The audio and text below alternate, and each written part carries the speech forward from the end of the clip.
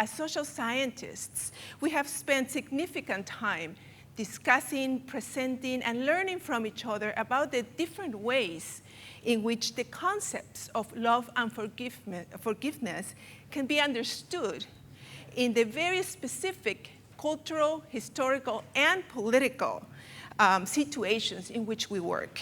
How do these concepts translate into the languages we work with?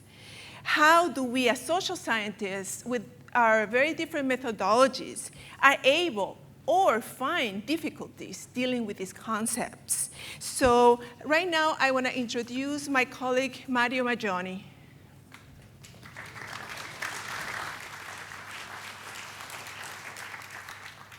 Ciao. It's kind of high. I'm an economist, and my discipline has almost not been involved with issues like love and forgiveness. And personally, I'm much more a kind of hate and revenge, in fact. So, I was really struggling to say, yes, well, economics and love and forgiveness have something to do with each other. You just take EconLit. It's the largest bibliographic database in economics, recording over 1 million pieces of published research. And just 242 of these words contains the word love in their title. But very often the word is just used to make reference to movies, books, or songs, just to get the title catchier. Like the Finnish Great Depression from Russia with love. Or, do you love me? Attrition during probation period, employee versus employer. Lucky in life, unlucky in love. The effect of random income shocks on marriage and divorce. So the popularity of forgiveness is even low, just 46 words. Now, if you compare with competition, 5,000 entries, or cost, 25,000, there's no choice. On the contrary, I'm convinced that love and forgiveness are at the basis of any economic decision and action. From running a profit or non-profit enterprise to implementing an economic policy, from developing innovation to designing a viable allocation rule for public good provision. And there are some empirical evidence, which are collected as anecdotes or, at best, case studies, which are not tested through rigorous econometric tests, that confirm the intuition that love and forgiveness matter in economic decision. That's why, being an applied economist, i.e. a guy who is interested in analyzing and measuring the causes and consequences of human action, and being spurred by the Fetzer Institute method of start from positive example, I decided to look around me to find example of love and forgiveness work in society and see whether my economist toolbox could be useful in understanding their role and, much more easily, measuring their effectiveness. So I've been recently interested in both behavioral and relational or network economics, two branches of the discipline recently devised to tackle three unrealistic traits of the standard orthodox economic theories, which are 1, unbounded rationality, 2, unbounded willpower, and 3, unbounded selfishness. And both behavioral and network approaches focus on the behavior of real people, often studied through experimental devices. And I have the impression that these approaches are the most fit to deal with the issue of love and forgiveness. So, to make a long story short, I'm currently developing, under a Fetzer Institute Planning Fund agreement, a pilot study aimed at measuring the effectiveness of love-based communities in the rehabilitation of substance-dependent people. Behavioral economics can measure several deep traits of the personality, like the individual attitudes towards future events, like the intertemporal discount, impulsivity, loss of control, towards risk propensity or aversion, towards other people, empathy, trust, trustworthiness, which are known to be different in substance-addicted people. And this can be done by asking the agent to answer questions or to make a series of simple choices in a laboratory setting, where the external framework is somehow controlled by the experimenters. That's why me and a colleague of mine, we are currently developing a series of tests and interacting with a number of love-based communities in order to implement that pilot studies, in which the research hypothesis to be tested is the following. Are love-based rehab communities successful in modifying these deep traits of an individual personality so that after the treatment period, the likeness of getting back to dependence is significantly lower? While a fully fledged study will require a large number of cases in order to ensure the statistical significance of the results, and a long period of analysis in order to follow the same subject through the entire process of rehabilitation, the pilot studies will mainly be devoted to test, 1, the internal consistency, and 2, the cultural adaptation of the methodology.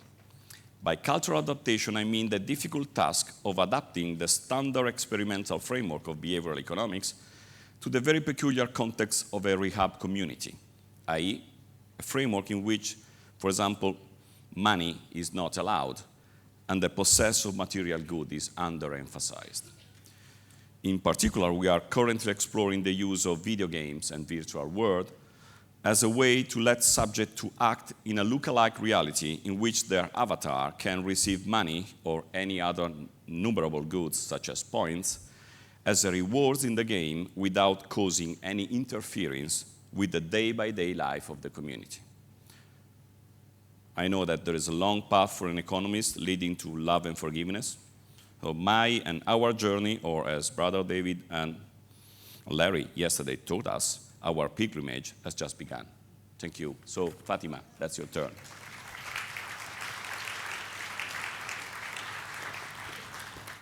Love and forgiveness are very powerful words. As social scientists, however, we need to have concrete concepts and definitions with clearly defined boundaries to work with.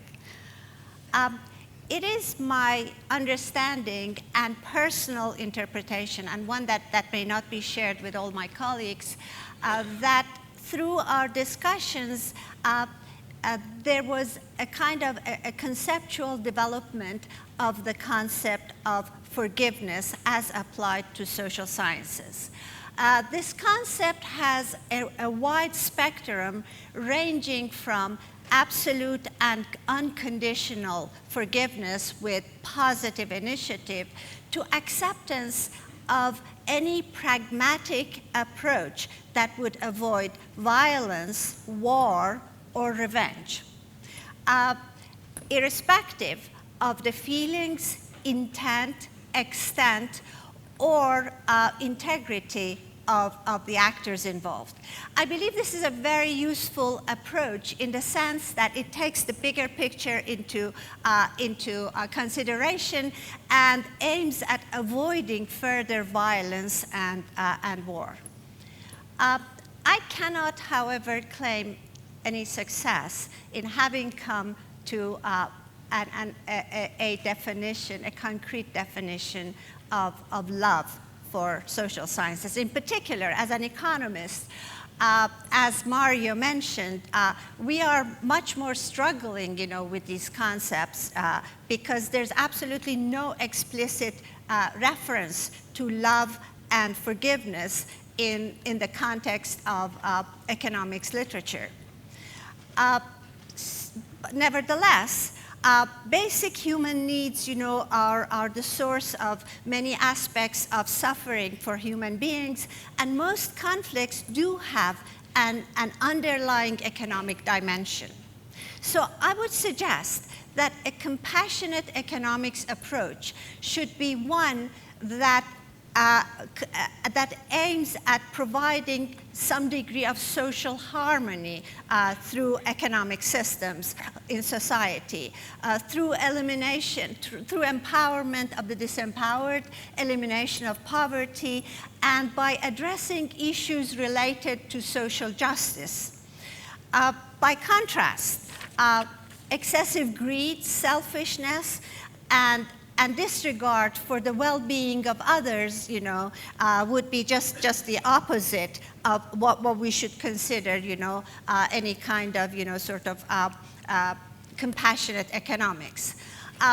I understand that bringing economic harmony to society cannot eliminate deficiencies related to absence of emotional support, for people, or absence of dialogue for resolving conflicts. Nevertheless, I argue that any attempt to address love and forgiveness in economics cannot overlook the basic human material needs that are underlying there. And that's where I would like to end. Thank you. And now Mohammed is coming here.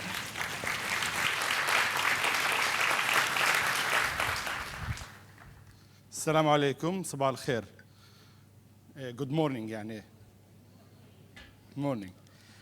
My task is simple. I'm squeezed between two economists and the third one coming after me. And I only have 4 minutes to make 7 points. And also those 7 points are going to be about social science and peace building. Very simple task, but I'll do my best to do them in 4 minutes. Usually it takes me about 5 days of training to make them. And again, my name is Mohammed Abu-Nimer. I work in a conflict zone area. You could say I'm totally addicted to conflicts and war. That's most of my work in Sri Lanka, Palestine, Philippines, in Egypt, many parts of the world. My work is really to bring peace, to bring parties from different conflict area to talk to each other in a safe space. In our conversation in the social science program or a group, we've tackled many questions, and as good social scientists, we did not reach any conclusion, and also we could not really agree on anything specific as a consensus. So we are truly social scientists, and you'll see that in my notes. Because we do pretend to be, not pretend, actually, yeah, I guess we pretend, try to emulate the hardcore sciences, but we, at the end, study human interaction, and that's very hard to capture in a very sort of precise way, particularly if you talk about two concepts like forgiveness and love. So here are 7 issues that we struggle with. 4 of them are distinct to the peace and conflict resolution, and 3 are challenges we faced, and also I reflected on them. First of all, in our field, peace and conflict resolution, the notion of forgiveness and love are usually presented through the religion, through spirituality, and through the faith. Very few of us really deal with love and forgiveness from this pure social science or a humanist way. You have to be either religious, so what we have in research, Buddhist, Christian, Jewish, and some Muslim present some research about forgiveness and love, but that's really the majority of what we have. The language of forgiveness and love in our field is language of faith in that sense. The second issue that characterizes our field, the notion of the unit of analysis. Our unit of analysis is really mostly individuals. We study and we have research on how do individual forgive or love each other, expression of love, in conflict zone area, and also in mostly also of marriages, relationship of divorce or marriage. We have lots of cases about individuals who forgive. Cypriot, Palestinian, Israeli, Sri Lankan. We have many stories of individuals who went and forgive or have a good relationship with their enemy. We lack the collective aspect, unit of analysis in terms of masses. How do we take the story of Angelina from one individual and move it into the collective, move it into the entire society? In fact, when my students ask about expression of forgiveness and love on macro level, I hide. I don't have examples of nations, people who engage in this process. We don't have such examples powerful to convince people that it is possible. We have many aspects. This leads me to the methodology of investigation we use in peace and conflict resolution, and that methodology mostly has to do with individualistic, a qualitative narration. We love stories, and we saw from yesterday until today, story after the other. Every story about how powerful individual tell their life story. Very inspiring. I mean, if you're here, you're overwhelmed in the last 2 days with so many stories. What we don't have in peace and conflict resolution is systematic, methodological way to measure these stories. is to tell when and why and how do forgiveness and love take place, why they take place in certain individual and not the other. We don't have that type of research because we don't have really measures or yardstick to measure when and how can we say forgiveness or love is successful and really took place. We still follow the religious and faith group by we believe it happens, sort of based on faith rather than a methodological approach. So we are characterized in international relations as soft studies. So they put us really in the dark area of the building or at the end of the building. And this is the peace study people. They do forgiveness and love. And if you're interested, you can visit them. We're not in the center as opposed to the security study. Security study get the funding and get the faculty, but we really mostly in the fringes of the academics and the international context, because it's really very hard to explain what we do. But especially when we go to Afghanistan, Iraq, Somalia, all these war zone area, spend so much money in the destruction, and then immediately bring people to build the bridges, hospitals, and so forth. And then at the end, they remember, oh, we need also to build the mind and the soul. And they look in the building and they find us and say, okay, come in. Here is some crumbs of money, and build the mind and build the soul. That's a problem in our area. That's really something has been troubling to many of us who work in war zone area. These were peace and conflict resolution, so I still think have 1 minute for 3 points. The challenge, we have 3 debates in our sort of social science group. The first one, this notion of justice and power and forgiveness and love. Is it realistic to talk about forgiveness and love in the context of Israel-Palestine when there is so much of asymmetric power relation and there is no sense of justice? Some of us argue that it's brutal right now to go to Gaza and Bethlehem and ask the Palestinian to think about love and forgiveness before the notion of justice is explored. But we pressure them to be forgiving people. And if they're not, we label them as, I leave you to come up with a label. The second, is absolute forgiveness necessary for reconciliation, or can we reconcile without forgiveness? Do we really need to push for love and forgiveness in order to reach reconciliation? The third one, how do we deal with the power imbalance? I mean, the notion of forgiveness and love, should it be the same for the powerful and the less powerful group? And the fourth point here, shouldn't there be limits? One of my colleague friend from Northern Ireland yesterday told me in a conversation, there are things that should not be forgiven. And this speaks to many people who live in war zone area. There are things that need not to be forgiven. Again, that was a debate. And finally, this notion of peace building and diplomacy and love. I mean, can you imagine Henry Kissinger doing diplomacy of love in the Middle East and having forgiveness also in his... These are some of the things that stretch our mind. The second point here is the notion of culture. And this is an important and dear one for me here. The role of culture. We debated there are norms and values that influence everything in our life. But forgiveness somehow and love are being presented in many cases as one dominant model, mostly white Anglo-Saxon Christian model being imported or exported in different places around the world. And what happened with it, the local groups who look at that are under pressure for many reasons to explore it.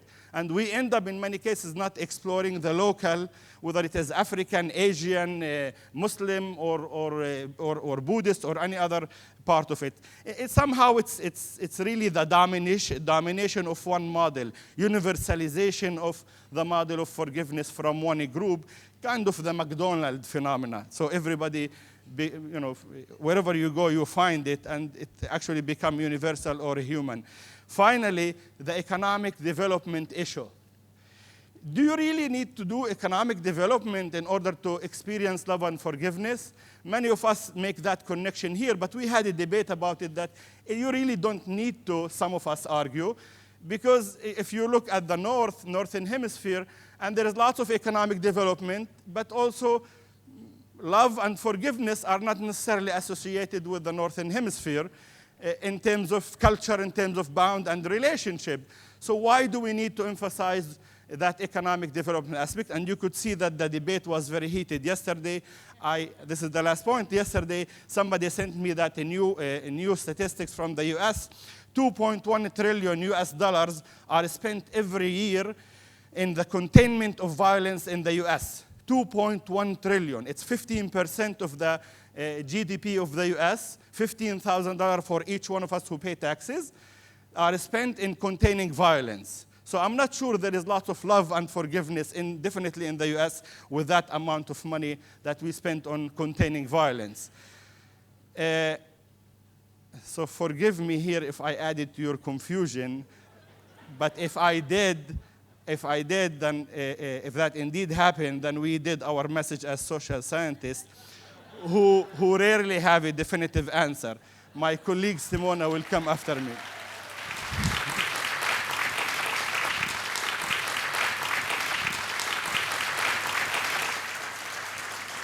That was good. Just quickly wrapping up, as you saw, we offered a sample of our lively discussion as members of the Social Sciences Advisory Board. We struggled together to learn about what the Fetzer mission was about, to learn about each other's disciplinary perspective, to learn about each other's geographical, cultural background. And we learn by listening to each other and listening to amazing exemplars of how love and forgiveness are there in the social experience. And the pictures you saw are related to our cases. And I would kindly ask all FAC members, those here and those who are seated in the middle of you, to stand up and express our gratitude for being members of this emerging Fetzer community.